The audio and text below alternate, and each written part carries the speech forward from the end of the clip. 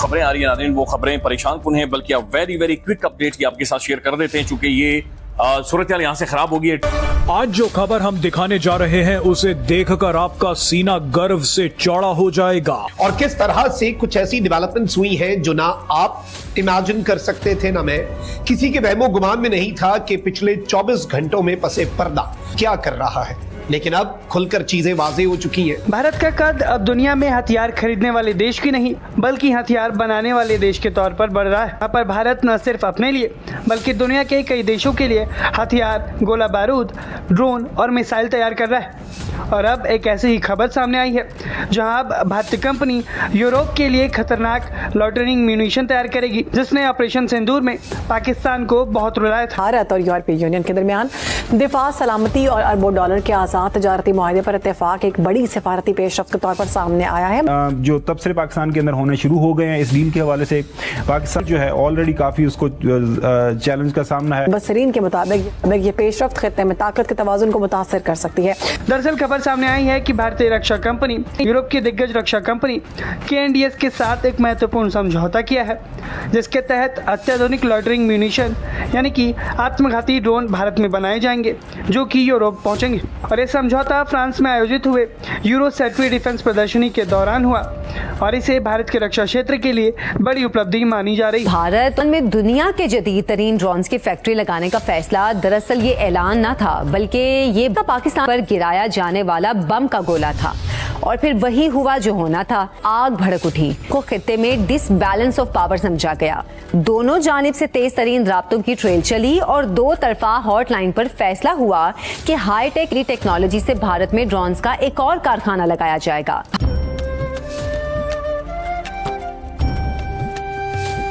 जय हिंद दोस्तों, MDM news HD channel में आपका स्वागत है। दोस्तों, दुनिया हिल गई है क्योंकि भारत ने अब सीधे यूरोप के डिफेंस मार्केट में एंट्री मार ली है।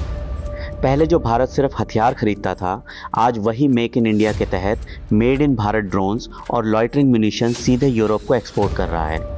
सोचिए, जिस टेक्नोलॉजी के लिए हम कभी दूसरों का मुंह ताकते थे, आज उसे हम दुनिया को सप्लाई कर रहे हैं। ये खबर सुनते ही पाकिस्तान के नापाक खेमे में खलबली मच गई है। उन्हें साफ दिख रहा है कि भारत की ये बढ़ती हुई डिफेंस पावर का मतलब है उनका पूरी तरह से गेम ओवर। पाकिस्तान इस बात से बुरी तरह डरा हुआ है कि भारत की ऐसी ज़बरदस्त तरक्की और ग्लोबल रसूख के सामने कहीं उनका नाम दोबारा FATF की ग्रे लिस्ट में ना आ जाए या फिर वे पूरी तरह से दुनिया से अलग थलग ना पड़ जाएं। उनकी जेलसी और डर का लेवल आप इसी बात से समझ सकते हैं कि कैसे उन्हें अब अपनी ज़मीन खिसकती हुई महसूस हो रही है। भारत अब सिर्फ एक देश नहीं बल्कि ग्लोबल डिफेंस का नया हब बन रहा है और ये सब देखकर पाकिस्तान की तो नींद ही उड़ गई है। अपनी राय आप कमेंट करके ज़रूर बताएं। चलिए आइए देखते हैं पाकिस्तानी मीडिया का रिएक्शन।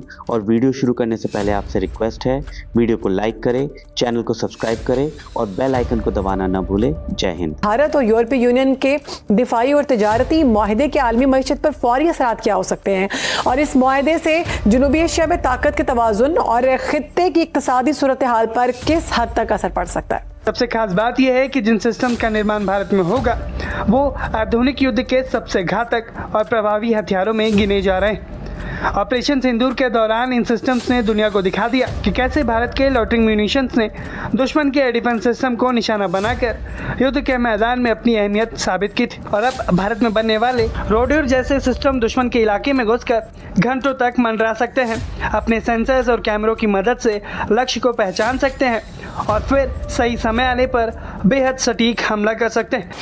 मैं आपको ये बता रही हूँ कि मुझे ना एक बहुत बड़ी एग्जाम्पल अगर आप देना चाहें इस सिलसिले में कि आप एक कौम नहीं, एक हजूम है, तो आप अपने हमसाया कंट्री, नेबरिंग कंट्री इंडिया से एक चीज़ में कंपैरिजन कर लें, किसी में ना करें, किसी में नहीं, कोई कंपैरिजन है ही नहीं। कहाँ उनकी इकोनॉमी, कहाँ उनकी एजुकेशन, कहाँ उनका आर्ट, कल्चर, फिल्म, सब कुछ ठीक है, कोई कंपैरिजन है ही नहीं।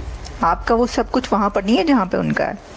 लेकिन मैं इस वक्त उन सबको भी छोड़ देती हूँ, उस पर तो हम बातें करते रहते हैं ना। देखिए, हमने अभी देखा, हम अक्सर ये देखते हैं कि जब वहाँ के प्राइम मिनिस्टर्स और प्रेसिडेंट्स कहीं जाते हैं कहीं पर, जैसे कि अभी जो भारत के प्रधानमंत्री नरेंद्र मोदी हैं वो गए बाहर और वहाँ पे उन्होंने यूरोप गए, पेरिस गए और कंट्रीज़ में गए, जितने भी उन्होंने विजिट्स किए, जितने भी दौरे किए।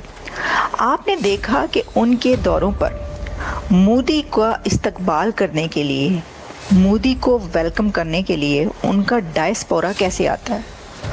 उनका डायस्पोरा ऐसे ज़बरदस्त तरीके से अपनी तैयारी करता है, उसको अपनी लगता है कि एक नेशन से बिलोंग करने वाले ये लोग हैं। कि ये यूक्रेनियंस ने इसका कैसे मुकाबला किया था, समझ रहे हैं बात।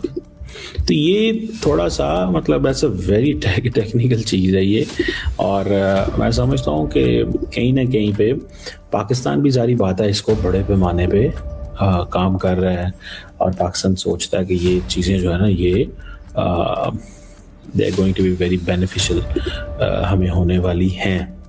और अगर हम इनको थोड़ा सा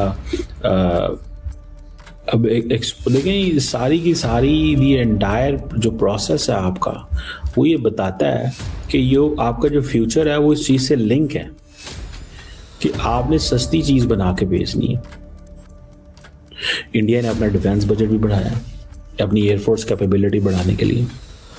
आपको पता है इंडिया ने जो अपनी मेरा ख्याल है, if I am not wrong, India ने जो अपना कुछ 8.5 ट्रिलियन रुपीज़ का बजट, जो कि 90 अरब डॉलर कह लो यार, मतलब 86.7 बिलियन डॉलर तो वो मानते हैं ना इस साल। मैं वैसे हमेशा पता नहीं 80 क्यों कह देता हूँ, 90 अरब डॉलर कहना चाहिए, 90 अरब डॉलर। 86.7 बिलियन तो इंडिया मानता है। उन्होंने the year marked for this fiscal year, ये जो अभी हुआ, क्यों कि वो कह रहे हैं कि जो एयरफोर्स के अंदर डेफिशिएंसीज हैं वो पूरी करनी है।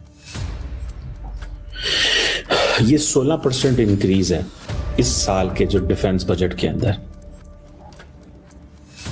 और जो इंडिया का डिफेंस बजट है that is 15% of the total expenditure of the federal government.